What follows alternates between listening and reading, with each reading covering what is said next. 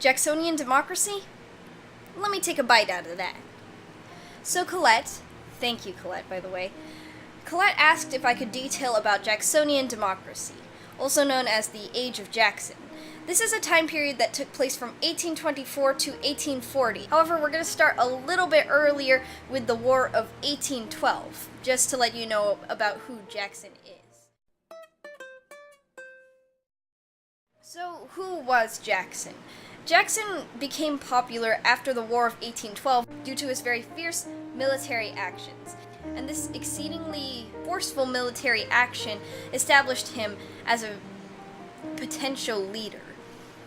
This also established him as a Native American hater very, very early on. The Treaty of Fort Jackson basically forced them to surrender. He would kill them for no reason, and a lot of atrocities were committed under him as a general. He also went down to Spanish Florida to attempt to capture that, even though he technically wasn't supposed to. In any case, because he was poor, he was chosen to represent the common man after the corrupt bargain, or the Adams-Clay alliance. Why was this known as the corrupt bargain? Well, Adams and Clay knew each other because they were both in high governmental positions, and when Adams was elected, he put Clay as Secretary of State, thereby making it seem as if some sort of bargain had happened between the two to get Adams elected so that Clay would be in a good position as well. This belief that larger political figures were basically manipulating the system was true in a sense, and also fostered the belief in the common man, which Andrew Jackson represented. When Andrew Jackson is elected, he creates this ideal of Jacksonian democracy. Jacksonian democracy, most importantly, favors the common man. This is what leads to expanded white male suffrage, because poor men who had no land were now able to start voting because they didn't need that land requirement. Another thing, caucuses were now changed to conventions. If you're wondering what a caucus was, it's basically where all the party leaders get together and decide who they want to be candidate. Well, conventions are where the people decide who they want to be candidates. This basically lessened the power of a party and of larger political figures and gave more power to the people. Again, part of favoring the common man. There was a huge opposition to elites in this sense, again, common man. Jacksonian democracy is really all about favoring these people who had been disenfranchised for so long before, just as long as they were white. Jackson was not a steward president. As you can tell, he was a pretty active person, and once he gets into office, he breaks down this idea of what a president should be. Nowhere in the Constitution does it really talk about the duties of how much action the president is supposed to take, aside from checks and balances and separation of powers, but most people interpreted this as the president being simply a person who would watch over Congress and enforce the rules.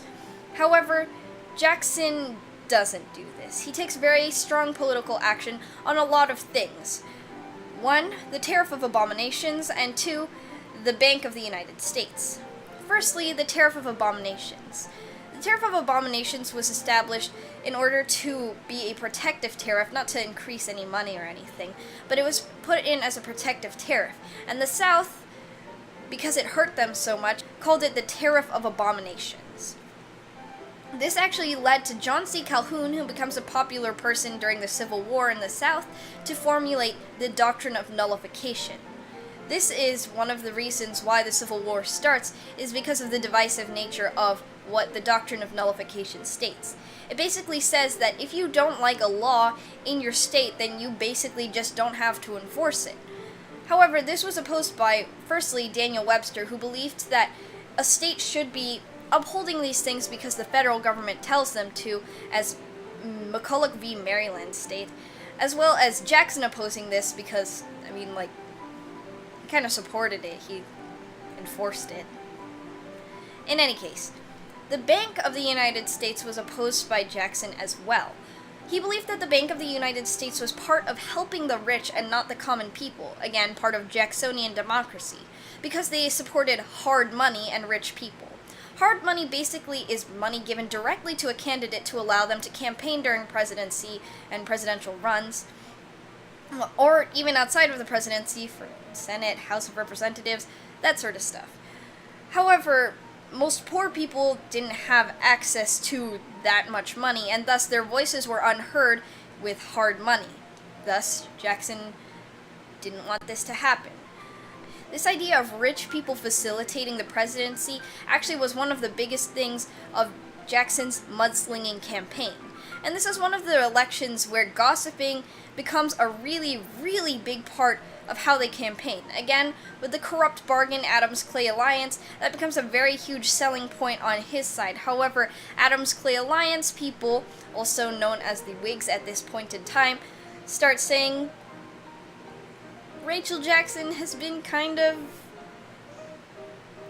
not faithful or honest or really, virtuous. So what was the effects of this? Well, it expanded state banks with their own currency, so standardized money in America was difficult to come by at this point. It removed federal deposits for states, and it caused more credit and speculation. This also helped create the two-party system that I was talking about. With this age of Jacksonian democracy, the Federalist Party is really dying out at this point in time, 1824 to 1840. So let's talk about Jackson being kind of a racist. I know, a very cheerful topic. So, Jackson was racist. He already established himself as a Native American hater, and at this point in time, he decides to start eradicating their territory and claiming it for America. That's really what he wants to do as part of sort of the precursor to the expansionist movement. However, the Cherokees decide to take this to court, and this case is called Worcester v. Georgia, and it happens in 1831.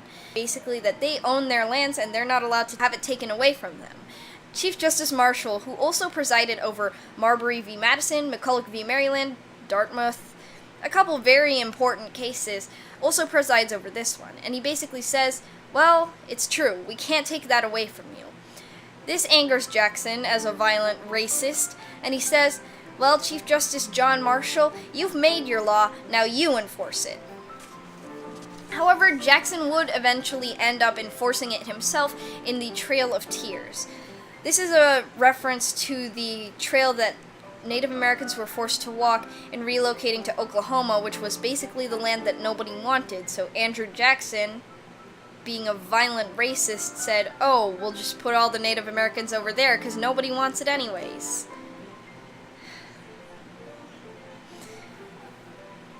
A fourth of Cherokee people die during this because it's so brutal, and this leads to part of the Native American crises that are still happening today. Indigenous people are still hurt because of this. So let's talk about the South now. So we talked a little bit about the Tariff of Abominations, but we didn't really talk about the culture and what was happening in the South during this time. So, what happened? The Industrial Revolution is happening countercurrent to this point in time. So cotton gins become a thing. This means that King Cotton arises, and this is basically the idea that cotton becomes one of the main produces that the South exports and sells, and is a reason for why slavery becomes a big deal again. Moving on, it's easy to think that all the people in the South had slaves. This isn't true. A majority of white farmers at this time had no slaves and not that much land. Again, the common man said, if you don't have land, you can still vote. If you don't have property, vote. The cost of slave labor because of King Cotton rises very dramatically at this point in time from about 1800 to 1860, the advent of the Second Industrial Revolution involving chemicals and electricity, things like that. Slave society. So slaves maintained a close relationship with each other despite the fact that they had to be separated from each other. Slavery starts to be seen as a positive good starting around this time.